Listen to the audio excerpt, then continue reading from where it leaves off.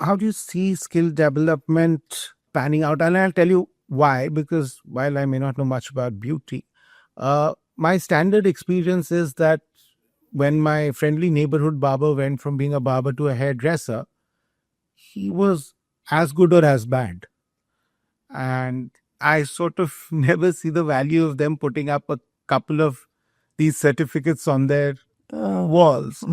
Uh, where are you sort of trying to create that value? What is exactly the outcome of this upskilling that you're Now, this looking at? upskilling, that now we are, of course, trying to get it really. That's what we are working Correct. on. What are you looking at is my Yeah, we are looking at where we can get them licensed by an authority like the government or something like that, or licensed either by that or another body, where maybe a private body, but will go with the thing.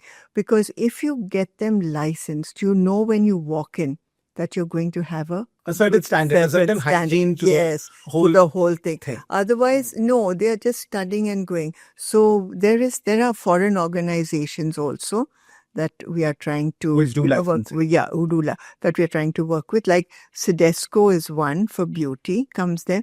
And if we can get that, as we are working with that, if we can get that into like for everyone, that is going to help a great deal, So they get their license. So the government is one which we would really love that they license. And I think, and the beauty and wellness certification right now, and what we are and we trying to do is that they display these certificates.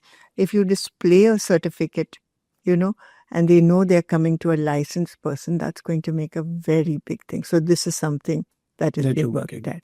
The other thing that struck me is this is a sector which employs a lot of women. Yeah. How do you see this working for women's empowerment, not just in rural India, but across the country? I think this can work like all over, for the simple reason is, women, like I know when we've been educating them, especially widows and others that we've been doing, we find that they are not allowed out of their house, okay?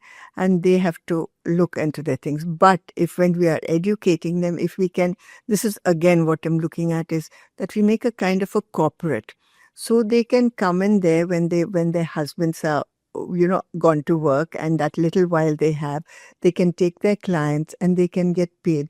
And the other thing is they are freelancing also over there.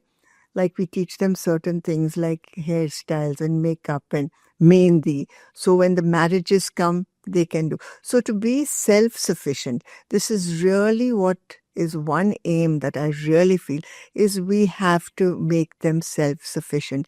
And that is going to not only help them, but the family also, and give them that respect, that regard, and that confidence that they need. And this is something we are working towards, but we have to work towards. I think it is, again, Far more. This is What are the gaps?